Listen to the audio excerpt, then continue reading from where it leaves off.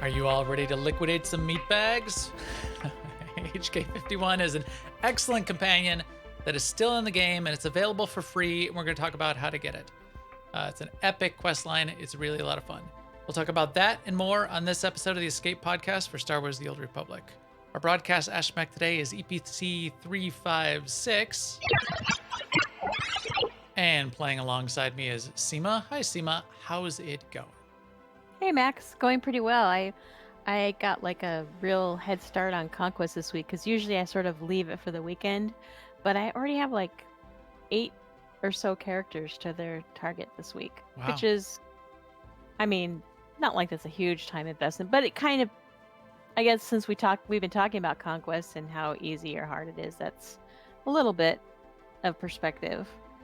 I also finished leveling my Sentinel in large part thanks to MFN because I think I got like 7 or 8 levels on her last time we did pub MFN, and this week finished her off. Now she's 75. I already put her in her 306 gear, and now I haven't figured out what my next character is that's going to get the low level XP gear. Like of my 2 sets of XP gear, one has the 258 gear, the level 70 mods in it. I just can't bear to tear them out. Right. And then the other one has like level 10 mods in it. So yeah, I don't know what I'm going to do next. So we'll see. So MFN we did, this week it's Agree. So we went and murderfied Xenoanalyst in its lab or cottage, as we were saying. Its domicile, its place of where it is. And then we went to Ilum and we did defeat enemies there, but then we stayed because it was really good XP. So we kind of mixing now, rampaging with people who want to level their characters, and so that's why I was in on the leveling part. So that was fun. And then tonight in our ops team, we went back to Duxon, which we haven't done in forever, really. So we ran Nature of Progress, which was fun. And then we had time afterwards, so we went and did Group Finder, which gave us the Hive of the Queen Mind. Yep. That fight, which is also quick, and so we had time left over from that, and then we went and did Taboro's Courtyard, which for whatever reason, I always like doing that fight. Maybe because it's, I know why, no trash. Oh, there is that. no trash, no rancors. So anyway, yeah, that was a fun evening, and so I got to think of who to level next or what to level next. We'll see. You got no ideas. Well, stay tuned for that one. Yeah. So, Max, how are you doing? How was your week? Thank you for asking. My week was just fine. I also had a lot of fun in Ducks, and it was just story mode, but we killed it. We plowed through it super fast, and that's why we did Except a for few the other stairs. things. Except for the stairs. And they must have changed it since the last time we were in there because we couldn't make it to the top of the stairs without stopping and resting, which I think was the point. And that I'm sure Matt was not amused as much as he wanted to be by people not making it to the top of the stairs. So now we're trying to work out strategies for the optimal rest sequence. Like, should you speak for yourself. Should you like only let because the stacks go to 99. If they get to 99, you stop. You can't even walk anymore. And then they decrease by like 14 or 15 or 16 stacks like once every 4 or 5 seconds as it like ticks down as you rest. So now we're trying to figure out, should we just like wait till it gets up to like 14 and let it drop back down to 0 and use that to figure, to get to see who can get to the top of the stairs the quickest, except for the operatives who have their little roll tricks and that kind of thing. So maybe we have to outlaw that. That was quite fun. We did it in story. We probably should have been doing it in vet, but we haven't done it in a while. So I figured, no, we'll just do it in story. And one of our members was out, so we didn't want to finish vet mode Dread Palace because the point is also to get the couple people that don't have the achievement for that last fight in Dread Palace for the council fight, to get that all done. And if we did it and we completed it, we might not want to go back in there. So we should Yeah. probably wait till everyone's there to go and We're a very self-aware ops team. yes. So that was fun. Mandatory fun nights are certainly fun. In fact, mandatory fun night this week was an off week from a theme that we've been going and doing 2 weeks ago, and that will pick up again on Tuesday, which is the second half of the HK-51 quest line, which is what why we're bringing it back up again. And yes, this is a repeat. I realize we've done this show actually twice before. I think once was in 2014 and once was in 2018. So we were due to talk about it again. A lot of people coming back to the game and don't realize that this is a really cool, useful companion, and you can get it, and we'll talk about how. So that was cool, and I'm prepping for potentially getting some achievements, and we'll talk about why that is in our guild and community news, because that's an event for tomorrow night. But with that, I think we can talk about the actual news. Now, an Imperial News Network report. First up in the news, in the Bug Watch, which we tend to check in on first in our news segment every week, there are updates in the Bug Watch. So it's a really nice follow on to some of the things that we had talked about here, which was pointing out that, yes, I see this bug is fine, following up and saying, and now it is going to be fixed in 6.1.4. And here's another one that we did get investigated, and this is the status of that one. It's really making it apparent that there is a round trip of information going on. There's feedback going back to the dev teams. There's circling back on fixing some of these things that are popping up in the forums. It's really positive, that kind of cycle going on here. So everyone should be given a thumbs up to the to our Bug Watch community team expert there. And also, we found out this week that we're getting a new mini pet that's in celebration of the launch of Star Wars Squadrons. And it's going to be based on one of the ships in that game. It's kind of but it's with a SWTOR, not twist, but like aesthetic as well. And to get this, it's like a toy mini pet. You just need to log in. You don't have to be subscribed. Just log in sometime between the dates of October 20th, which coincides with the launch of 6.1.4, and November 17th. Cool. And you've been playing that a bit, right? I have been playing a little bit of Squadrons.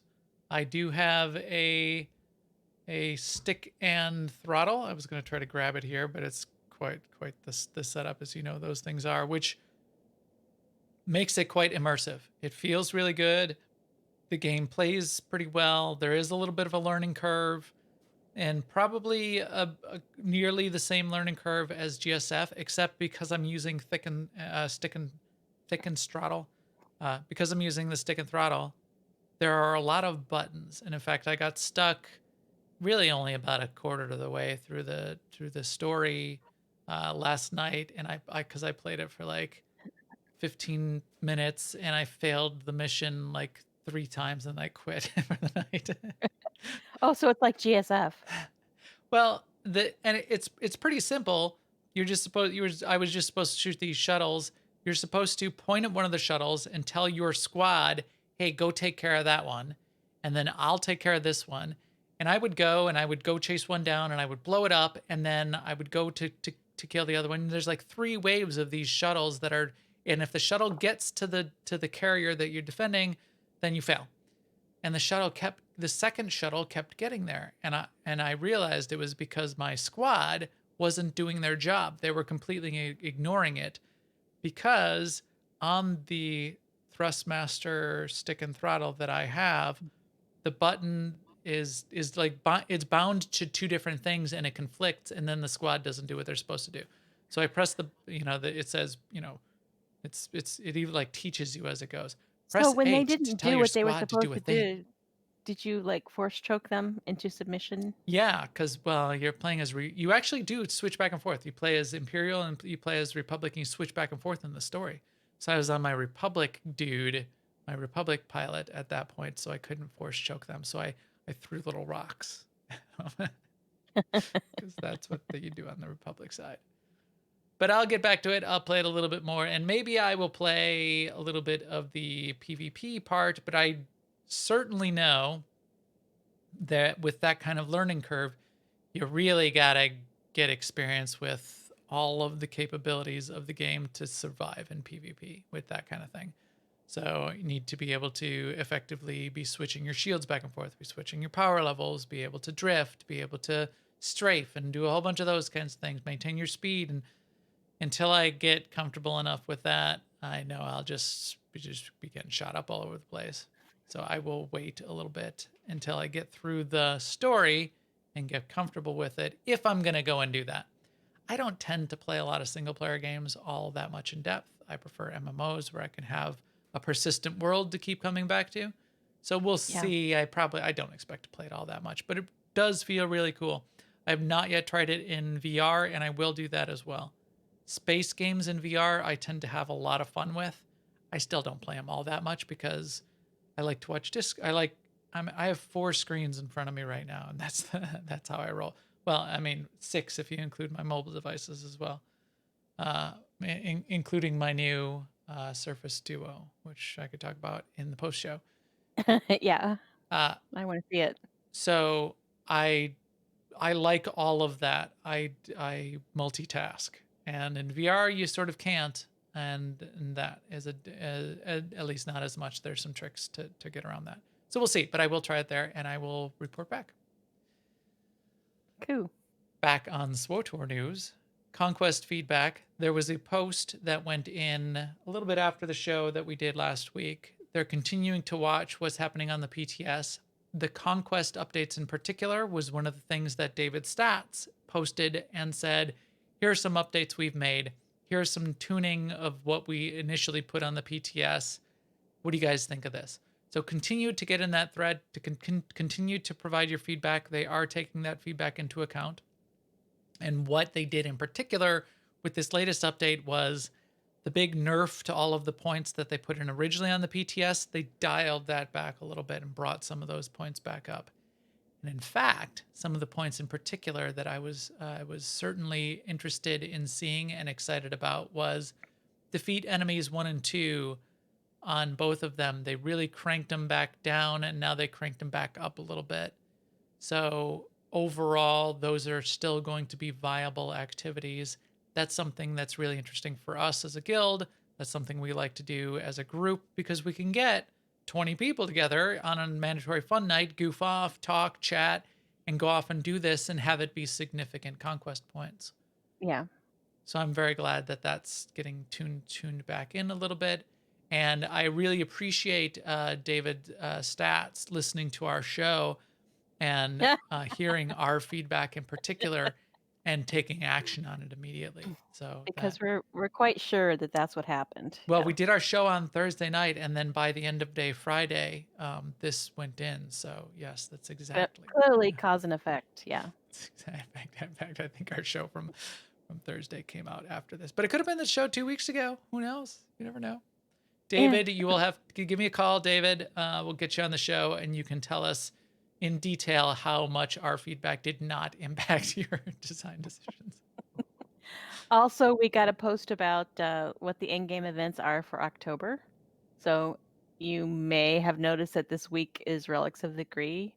Then we have our normal week off, and the following week is going to be not only the Rakghoul Resurgent, which is going to be on Tatooine this time, but it's also going to be the first appearance of the new event called the Feast of Prosperity. Great. So they'll be there at the same time. However, the Rakghoul event is going to run for its normal 1 week, and the Feast of Prosperity will run for more like 3 weeks. I'm surprised the Feast of Prosperity does not run through Thanksgiving. Yeah, me too. Wouldn't that be logical? Huh. I Noticed just that. thought it would be longer just because the Life Day thing is several weeks too. I don't know. I just Yeah, had they that in my should. mind that I mean, they'd they should be basically sort of push it matching in to that. Life Day. I would think first time it's out there, keep it Yeah, up. why not? Yeah. So, but still, it'll be interesting. It's a new thing.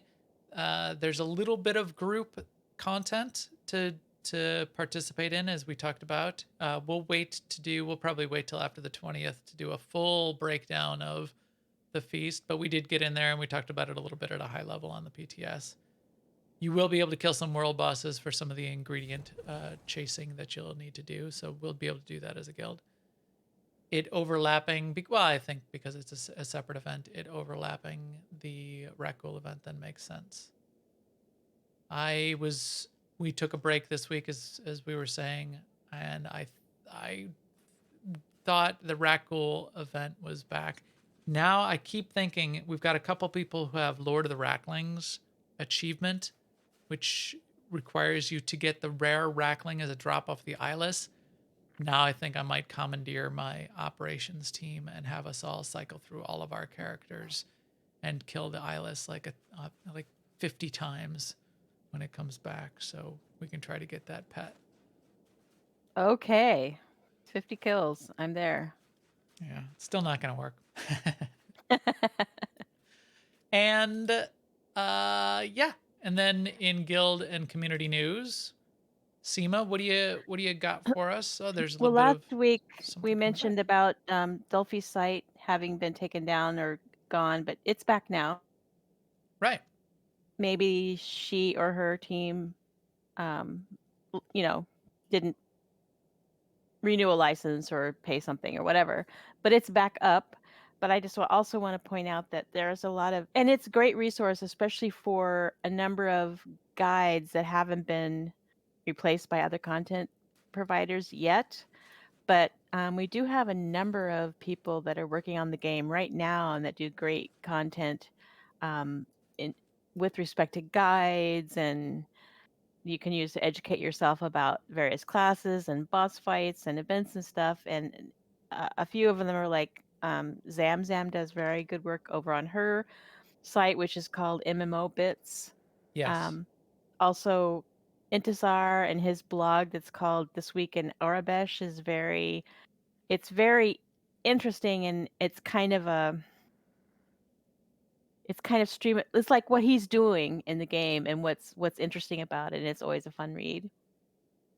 But then also SWTOR, who has a ton of content on her site and on her channel on YouTube.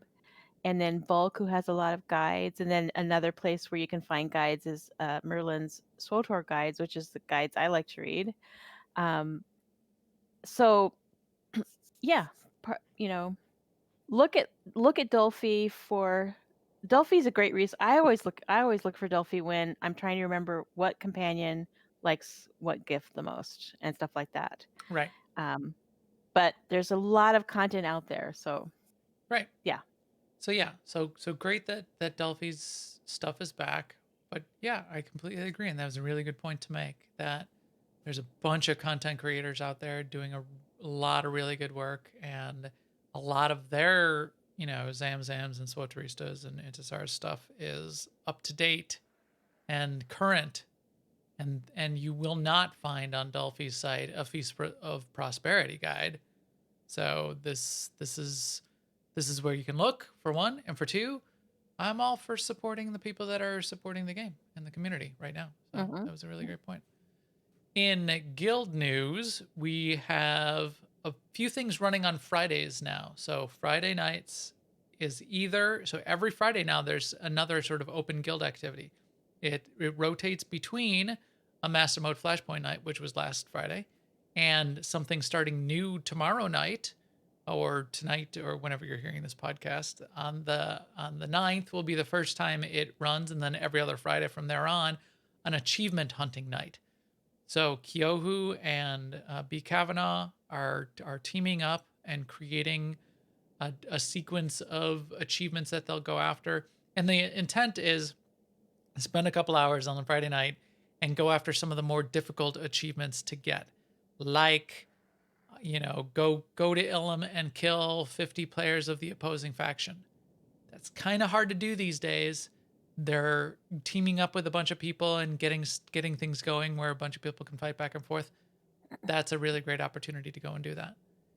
And also, I think they want to focus too on those achievements where it's long, like kill 1,000 of this or 250 of that. So you can be hanging out, chatting, and having some fun with friends while you do this sort of Right. tedious achievement. Right. And I'm sure they will outline what the most optimal ways to go and do that kind of stuff is. They're very Yeah, good. B. Kavanaugh they in are. particular is very, very well organized and a great guide through any kind of event or gathering of guildies. So be there. It's a good time. Open. I'm sure it's open to anyone on the server. So come on down, aie-guild.org. You can get to our guild Discord or at me on Twitter, bro, and I will I will connect you up. The Discord link is in the upper right of our guild website, aie-guild.org. And Friday nights, get in on those things. Yeah, and then we have a mega coming up this month too, which is Marcus is planning to take everyone to get the fleet datacron.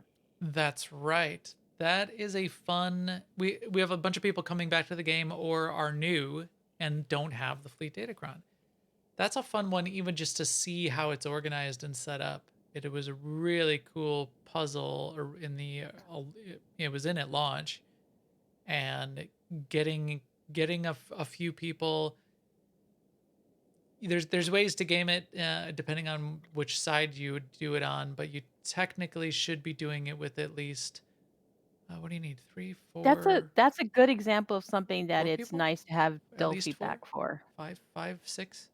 Yeah, because it if not, if you don't have a guide, we've done it many times over the years, it would still probably take me probably at least a half hour to Remember? Yeah. remember, to get everybody in position right, get up to all of the points, because it's a situation where there's grapple points and there's buttons and they're sort of spread out and you're doing sort of a little bit of platforming and jumping to different locations, and one person needs to press a button that lights up a grapple point for a short amount of time in another location, and then that allows the second person to set up and get in their location, then they can press a button, and then the third person.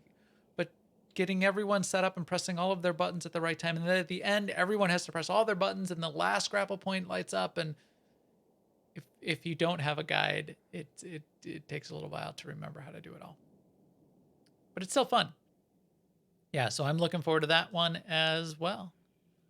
And I'm sure we will do some guild events around the Feast of Prosperity and certainly around Life Day as well. We have our epic uh, overheated droid hunting that will be coming up later in the season.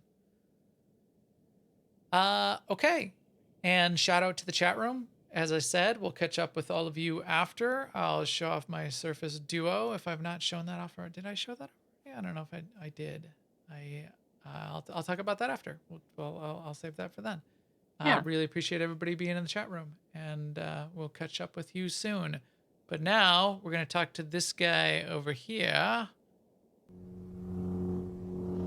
Declaration. I have completed a full analysis of my functions, Master. I'm ready to liquidate high-threat undesirables with a 100% efficiency, as the Maker intended. HK-51. HK-51 is a great companion. HK-51 is in the game. We'll talk about how you get it. It's almost free. So Sir Galahard pointed out, you do need to have Section X authorization. So if you're completely free to play, you will need to get some cartel coins and get authorization for Section X and all of the bonus. That gets you all the bonus quests in that whole area. One of the things that then unlocks is the long quest chain that we'll talk about here.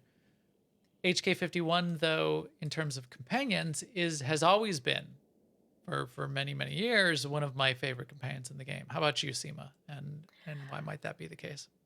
Well, I mean, HK-51 was one of the early companions that you could, get right away. And also back in the days when the companions had differing attacks, Mm-hmm. he had a cool attack. It had a long not a long cooldown, a long activation time. It probably had a cooldown too, but it basically would one shot a strong, like a silver Yeah. mob. So he was just fun to have around. Yeah, And he then still has a his version of that, but it's not as powerful as it was back in the no, day. it's Yeah. he does have an attack still, but I think it's the same that all the DPS companions have, which is at when the mob is below 30%, they have a high damage attack. Yeah, he's got well, he still has Terminate too, which Yeah, it's is called Terminate, but yeah. yeah. But But yeah, yeah, and very cool. he's got great dialogue, of course. And he has great dialogue. Yeah, great part of the story, great dialogue. It was also one of the companions that you were pretty much guaranteed, as especially as we're getting up to Coffee and Kotet, that it would not be taken away. Right. So it was important potentially from that perspective, and then it was often a companion that I would push on a lot of characters up to a high influence level because I could always count on HK being around. He's your I bud. mean, He's got and your back. I like 51. I like his personality. I mean, he's still like an assassin and he's murderous and he enjoys killing, but he's so upbeat about it. He's not as down on meatbags as HK-47. Yeah, HK-47's yeah, it's a little more hateful, I guess, kind of when you get right down to it. HK-51, he's just a cheerful assassin. There is a Wikipedia page with a little bit of the background on HK-51. So HK-47 was the droid that was part of the uh, the KOTOR, Knights of the Old Republic 1 and 2 games, and it was Revan's companion. So you did experience HK-47 back then. HK-47 does show up in Star Wars: The Old Republic as well. HK-51 was another in the series, so he's still an HK series assassin droid. It shows up here with a little bit of story tied to it, so we'll talk through that to some degree. You found here. Let's listen to this. This is a really good high quality bit of audio of the voice actor that voices HK-51 as well. Manifesto. The Maker created me for the sole function of deleting high-ranking organic troublemakers from the galaxy. These deletions must be conspicuous and provide an object lesson to other organic troublemakers. All other mission parameters are secondary. What was that? Do you still have it up? Oh, I might. I forgot No, I his don't, name 'cause I got already. So me we'll too. look him up again, but really great voice acting, continues to this day, and is quite excellent. And then Christopher Tabori. Christopher Tabori. So Christopher, really appreciate the work that you've done there. And as Seema said, it still has that, hey baby, want to kill all humans vibe to to Yeah. to an HK droid that you would certainly want. I that's funny that you said he's a little more positive and upbeat while still being an HK, killer assassin liquidating meatbags. Mhm. HK-47 was quite dark. HK-51 is a little more positive and upbeat.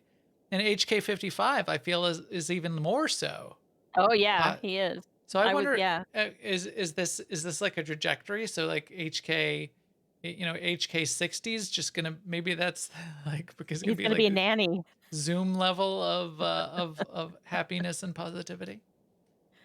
Yeah, I guess we'll find out one day, maybe. But yeah, HK-55. Well, he's not an assassin. He's a bodyguard. He's still an HK series though. Yeah, I know, but I mean his personality is different, Hmm. and well, I don't want to give HK-55 spoiler Yes, alerts. that we'll save that for another day. In fact, we probably already did a show on it out of the Yeah, last 355 that we did before maybe this one. it's possible, I'm sure we did, but we haven't which done is an 3 yet. amazing bit of content. That one you do have to pay for. So let's talk Yeah. about this one. You do have to get the Section S authorization, but if you already have it or you had it at any point in time or you're subscribed to the game ever, you can go into Section X and start this off. It's a relatively long, involved mission series, which has some really interesting parts. it starts off with a little bit of a story as well. So we're here in this area of Section X. It's the area off to the west. It's the sort of the more heroic area called the Frozen Lake. You do come and talk to this Imperial dude sitting back here. If you're on the Imperial side, I'm sure. See, I can't talk to him now because I already did it. But there's a captain back here that you talk to, and he starts it off for you, and he tells you to go to a crashed ship that's down the hill here. So let's go down the hill here and check it out, called the Fatality. And the story is the Fatality, this ship, had a whole shipment of HK droids in it. And guess who wanted to use the HK droids for nefarious purposes? And guess where the whole, starting of this whole story Your was threat involved in? is hereby terminated. Do you want me to guess? Because I know the answer. Yes. Don't forget to use. Well, we are on Belsavis, and Belsavis is where we first run into the Dreadmasters. The Dreadmasters. It's all, again, another part of the story that's wrapped into the Dreadmasters, the Dreadmaster storyline. Yeah. What's going on here is some of the Dreadmaster disciples try to hijack this ship. They want to take the whole shipment of HK droids and use them to free the Dreadmasters from Belsavis. Right. Because at this point, the Dreadmasters are prisoners on Belsavis. Right. So this would be while you're leveling up before, on the Imperial side, before you get to Belsavis, because you nasty Imperial players on Belsavis free the Dreadmasters and unleash their terror upon the galaxy again. Why did you do that? Why did you do that, Seema? I'm just a bad person. You're not bad. You're just drawn that way. So again, as in this point of the game, the big bad, and we keep coming back to it in a lot of this lore that we've talked about in the past. It kept coming back to the Dreadmasters all the way through Oricon, all the way until you kill the Dreadmasters. Everything that happens, it leads back to the Dreadmasters. So at this point, the Emperor, remember, who could have been the big bad of what was going on at this point in time, is sort of in partial hibernation because he's off being Valkorian with part of his personality or whatever. There's a whole bunch of weird stuff going on there. So Eternity Vault was related to the Dreadmasters, not directly caused by them. Although I think they were part of what was... No, they were trying to release SOA. So that was them. Explosive Conflict was definitely the Dreadmasters. They riled up the Trandoshans and were trying to use them for their purposes. Karaga's Palace was indirectly caused by the Dreadmasters because the Dreadmasters were out taking over and assaulting the galaxy, and that was driving the Hutts kind of crazy. And Karaga went off the deep end and said, "No, that's it. I'm taking a bunch of territory back, Republic and Imperial. We're gonna we're gonna do our own thing, and that's why we've got to go take care of Karaga." So operation after operation, Terra from Beyond, same thing, Dreadmasters. Time after time, it kept coming back to the Dreadmasters. It culminates on Oricon, Dread Fortress, Dread Palace. Scum and Villainy was in there too, and that was Styrak. So this was part of it too. This crashes. The ship is destroyed. Most of the HK the HK droids are all broken down. You have an opportunity when you get here to the Fatality. So I guess spoiler alert. You have the opportunity when you get here to repair one of them, and you'd sort of make a deal that if you figure out what's going on, you track down what's up in here, that you get an HK droid out of the deal. And there aren't very many that would even be possible, because you need to track down parts that are scattered around the galaxy at this point. You need to track down the schematics, you need to track down the parts, and you need to chase everything down. So that's the backstory. And then it launches you into a series of mission elements that are relatively long, sort of some puzzly stuff and some mission stuff that starts with one of my favorite ones. But Seema, what do you think of sort of just the structure of the whole mission chain? I like it, and I would like to see more like this. I mean, I really like the way HK-55 was done as well, which is a whole different thing, but I like this. Earning it via a mission is awesome. It is and it's a long chain. It's a puzzly chain. It has you travel around quite a bit. It's more fun to do with friends. There are parts that you sort of should do with friends. There's Yeah. 4-man grouping parts, and and it is. It's I like that it's. Oh, and there's parts you have to do on both Republic and Imperial. That was a little a side effect. Uh, yeah, I agree. I would appreciate again a long, complicated, involved chain that you might have to go through to do a thing. So, Yeah. uh, um, and before I forget, because I know I'll miss it here. Falzen in the chat room says, while the HK companion, but I still use him all the time. He is not there. I guess there is a bug that's still in his skill set, in his ability set, which causes him to do slightly less damage than some of the other abilities. So Yeah, so if you are struggling, then maybe you would pick a different companion for that reason, but yeah, if you need a um high DPS companion, I think in theory all of the companions should be equivalent in DPS. They mostly are, except HK has a bug, it seems, that's been around for a long, long time that makes them a little less. And I think Zoom has a bug or a difference that makes her a little bit higher than average. So, yeah. but yeah. So after you do the fatality, so you go into the fatality. It's a crash ship. You dig your way around in there. There's some pirates in there that are doing their own thing, and they're trying to get in there ahead of you. You have to need to fight through them a little bit. That's and then you get to the cargo hold, and it's sort of a cool cutscene. You look up, and there's just a whole bunch of broken HKs all around you. The first thing you find out is you need to dig up the schematics. You need to search out the schematics. And who's got the schematics? Zerka, of course, Well, yeah. because that's what Zerka does. And where was the last known location of the schematics for this line of HK droids? Turns out they were on a research vessel called the Theoretica. Now, the Theoretica is one of my everything's one of my favorite, I know, but I would put this, well, in terms of like flashpoints, I would kind of content, I would put this in the top 3.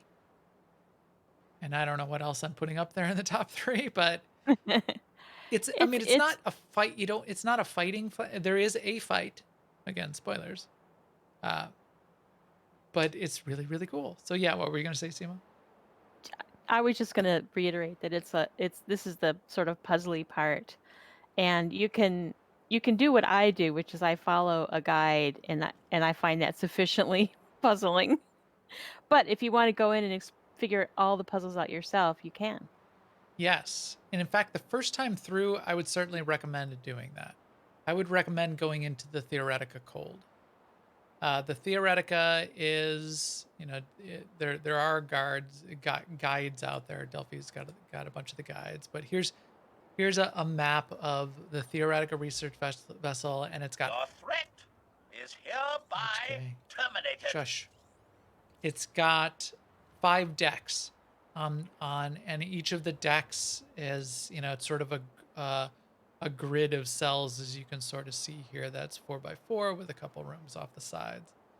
When you first get in there, you come in sort of in the middle, and parts of it are smashed up, parts of it are blocked off. All the lights are off. There's corpses littering the ground everywhere.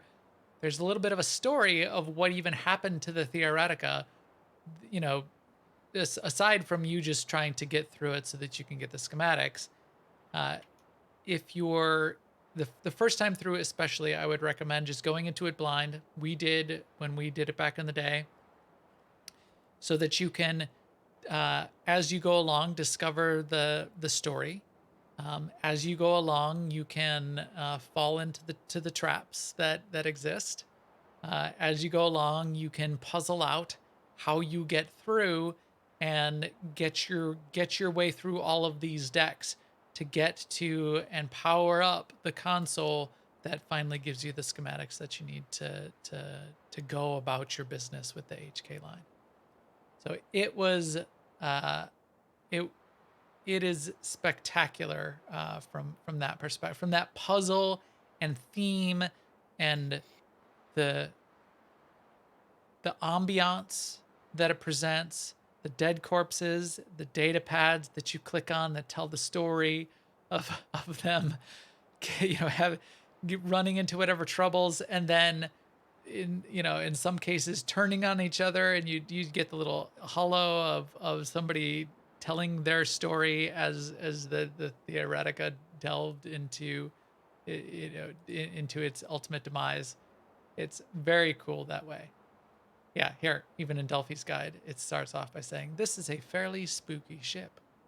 It is. It's a derelict ghost ship that's littered with corpses. So very So cool. Ultimaniac in the chat room said he just now got his HK. Grats, grats, Yeah. excellent. Oh, so you were hanging out here with us? Yeah, excellent. It you end up back here after you do everything you need to do. The fatality is where it starts and ends. The theoretica is next, and then a whole bunch of other stuff happens. So Ultimaniac there must have been doing all of those other parts, and it's more than you could do in a day. I would say, especially if you're doing it yourself.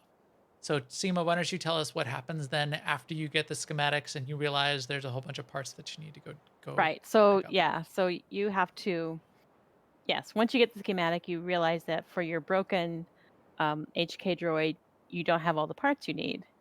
So you have to go searching for them, and they are pretty much spread across the galaxy that we knew of at the time.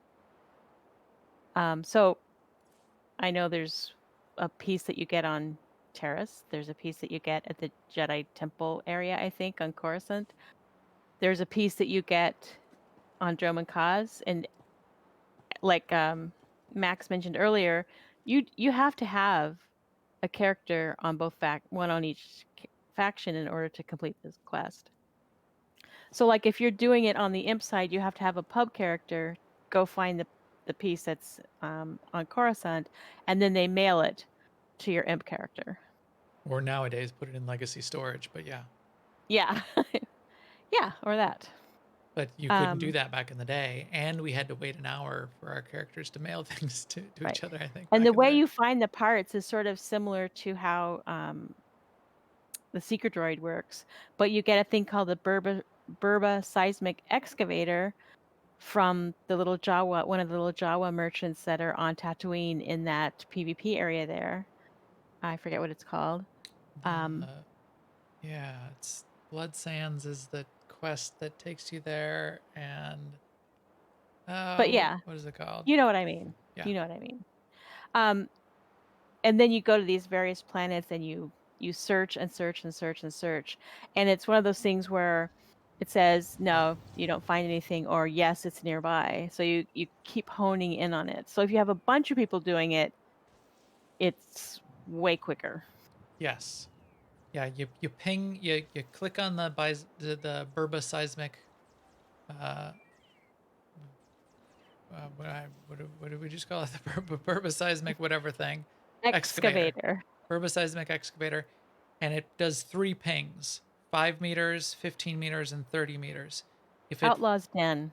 Yeah, Outlaws Den. There's and another tip for new players: there is a character perk unlock, priority transport to Outlaws Den, which is useful for doing things like this, and it's also useful for getting quickly to Tatooine into the Dune Sea area, which we go to quite often for various things like killing Trapjaw, the the world boss there, or some of the hunting of commanders for conquest. So I mean, you can Outlaw's done. also nowadays use the activities menu for that as well. Control G. That Control G, huge pro tip. This is B. Kavanaugh and Zen are the masters of reminding us to do this. Hit Control G, go to the solo tab. Every time there's an event, you can be teleported directly to that event. Every time there's a need to go to a particular planet, if there's a heroic mission available, it can take you directly to that planet and bypass the orbital station. And to use that particular ability, you don't need to have gotten your ship. Yes. Yes, Zen, the master of travel throughout the galaxy without having his characters having gotten their ships. So you need to search out all these parts. You've got the schematic which lists all the parts. You need to go and collect them. You're using this excavator that it does the pings, so the part is never in the same place twice. And in fact, if somebody finds the part, it shows up for 60 seconds, and anyone in the zone can come and they see the yellow beam and they can come and get the part, and then it moves. So the next person can't just ping in the same area to try to get the part if that 60-second timer has expired. When this first launched and things were very busy, it would get a little frustrating because you might have been searching, cleared an area, somebody found it in another area, you didn't get it, and now it could have shown up in the areas that you had already been searching in. That's not the case anymore. There's not hordes of people in these various areas. But you have the opposite problem now. You might go to Terrace, and there's a crashed ship in Terrace, and you're searching all around in that area. And if you're alone, it's a large area. It's sort of like the bottom quarter of one of the map zones on Terrace, and it might take you quite a long time to be searching in 30-meter radius circles over and over and over. And you need to sort of overlap so you don't miss spots, and it can take a long time. So doing it with friends is quite useful. Everybody sort of spreads out, and as soon as someone gets a hit, hey, I've got it within 30 meters of me. Then everyone crowds around that person within about 30 meters and tries to find, oh, wait, it's within 15 meters of me. All right, so then everybody groups up around that person. Oh, it's within 5 meters. Oh, I found it. And then everybody, got to make sure everybody's together and everybody's paying attention so that everybody gets it within 60 seconds. But then everybody gets the part. And Yeah. that's one. And I mean, you don't even have to be in the same party or ops team to get to. Like, if you just happen to be on the planet, you can still get it. Yes. I mean, if you're on that part of the Right. mission, that is. Yeah, you don't have to be in the group. You don't have to even You be just on the have same to be there faction. within 60 seconds, yeah. Yes, you just need to Statement. I have no information for you, Master. Shall we continue liquidating the undesirables? I should click on him more. There are 7 parts total. There are 5 parts that you need to hunt down with the seismic excavator. No, maybe there's more than that. 8 parts? There's 5 parts that you need to hunt with the seismic excavator. There's 1 part that you need to purchase off of the Jawa, I believe. And then there's 2 parts at the end after, so then you use the excavator in a whole bunch of different places. One on the Imperial side, one on at least one on that you'll need to go to the opposite faction to get as well. And then there are 2 parts that you need from each of one from False Emperor, and one from hard mode Maelstrom Prison / Foundry, because it's called different on the different factions. So False Emperor is the Malgus flashpoint, but there is a point, if you remember going through that flashpoint, in fact we could probably pull up a screenshot of it, where you fight HK-47. HK-47 shows up, and no, that's in the Foundry. So you fight HK-47 in the Foundry, at the end of False Emperor, there's a chest after you defeat Malgus, I believe, is where you get that part. And then in Foundry is when you're doing, where you get to fight HK-47, and then after you defeat Revan, you get the last, um, the So last part there. Ultimaniac just said that he did that in story mode. Oh, so you don't have to do it in hard mode anymore? Or what used to be Awesome. hard mode? That is good to know. So I don't know what it says in the Delphi guide. And again, the Delphi guide, as these things go, is See, a that's bit older. So yeah. As are our brains. right. So she said you did have to do it in hard mode, and you did have to do it in hard mode back in the day. So you'd certainly need to get a group together to go off and do that. And you don't need to do it in hard mode anymore. Okay. And Awesome. yes, it is HK-47 in False Emperor. That is where you run into him. Yeah. Yeah. And you loot that part off of HK-47 after you take him down. And hey, here's a little Easter egg.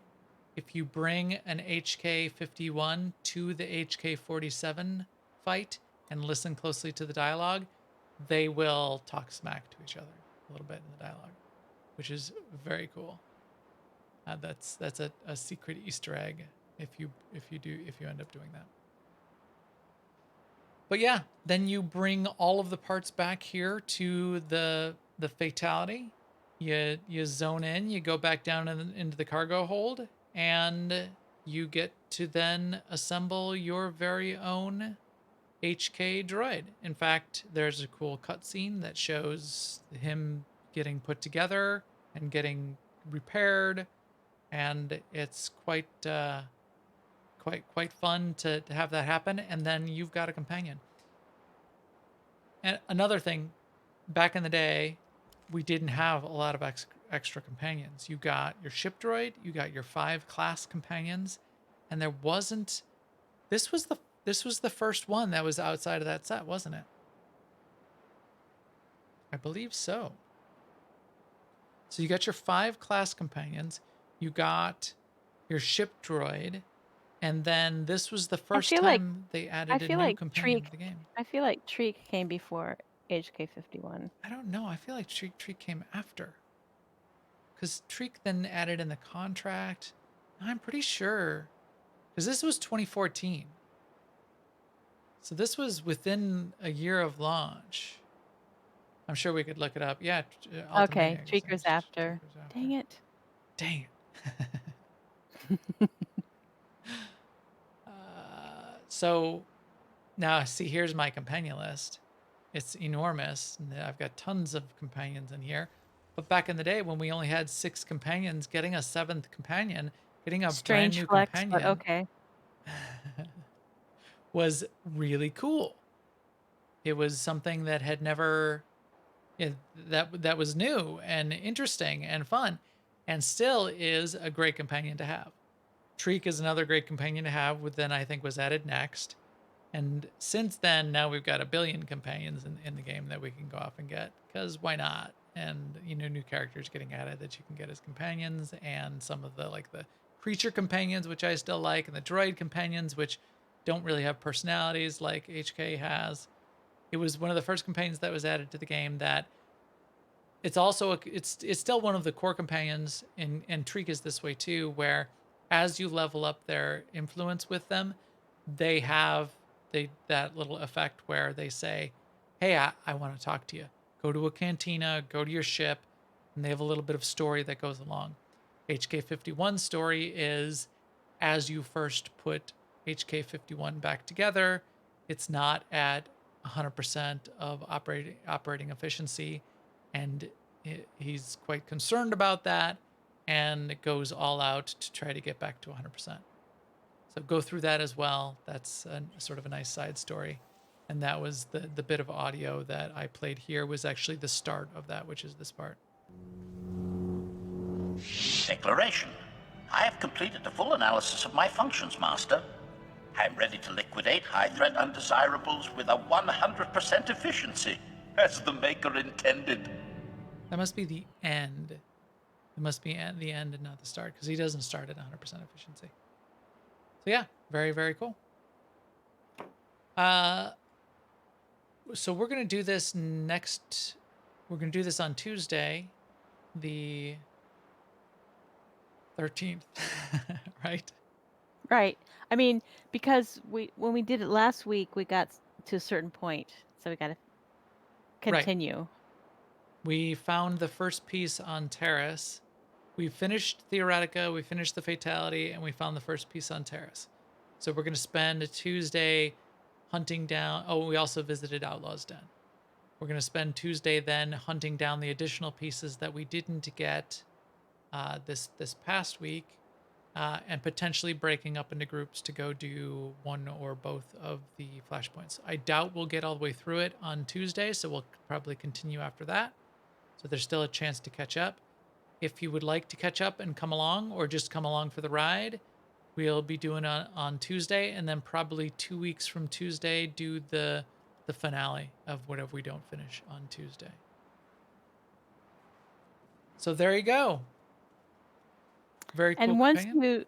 once you do this quest line once and you get your HK-51, then if you want to, you can buy HK-51 on your other characters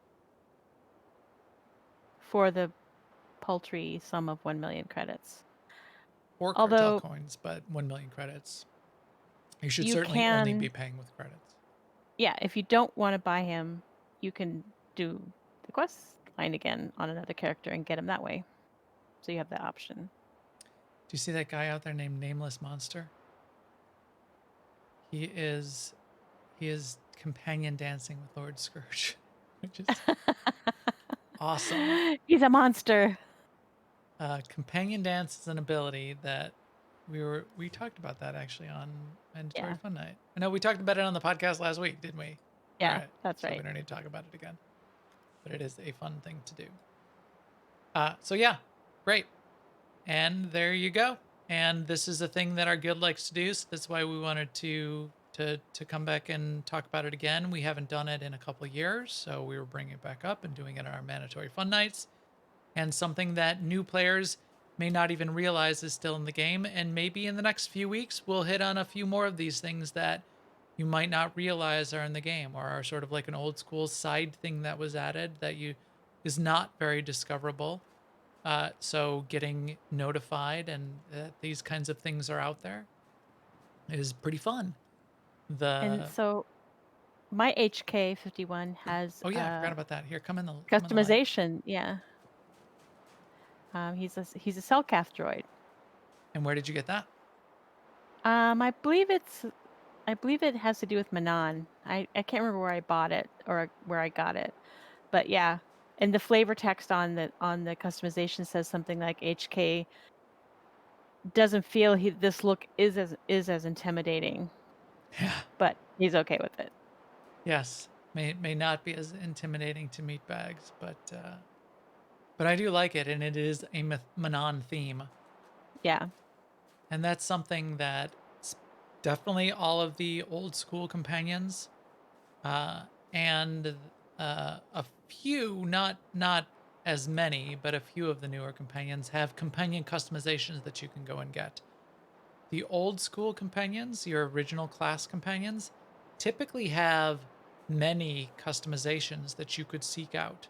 Some of them require reputation to go after. Some of them require, finding a remote vendor somewhere. Like there's a vendor on Balmora where you can get, if you've got the appropriate rep, that you can get a really cool customization for Kemval, which is all armored and not just the loincloth that he comes with when he starts So out. it's from the Forged Alliance Manon quest. So all right. So seek those things out, and that is an option there then to customize your HK-51 droid. All right. Anything else, Seema, to wrap it up? Nope. Just a lot of people have mentioned Treek. I just want to say Ready. I do really like Treek. For the longest time, we liked Treek better than almost any. We got boring when we kept praising Treek so much. But yeah, back in the day, Treek was awesome because she was the only companion that could be tank, healer, and DPS, and you could switch her in combat. But no more. HK just defended me and he saved my life because I was a little bit too close to these mobs that respawned here on Yeah, he Section was, X. and he wanted to get me back on topic. Like, don't talk about Treek, talk about me. All right. So I think with that, as I said, be ready to come join us on Tuesday or the following Tuesday to wrap up if you want to get your very own HK droid if you don't have it yet. If you just want to come and hang out with us, we'd love to have you for that as well. Because right now we are wrapped up for tonight. Our EPC 356 droid is ready to get kicked out an airlock to broadcast this podcast to all of you. Please keep up with us on Twitter at Max the Gray, and in Discord in particular. That's the place where we hang out more than any time else. That's you can find Seema and I in Discord pretty much any time of the day or night, most days. Mm-hmm. You can find our guild Discord at ai-guild.org. There's a Discord link in the upper right. You can jump on there. We have guilds on Starforge on both the Imperial and the Republic sides. We would love to get you an AIE Guild invite, and you can come be tied in and see all of these kinds of cool events that we do. Get your HK droid and everything else that we tend to do on the Tuesdays and Fridays and the 6-op teams that are running. That's why we do this podcast, for all of us to have more fun together, better together. And with that, we will talk to you soon. Later, everyone.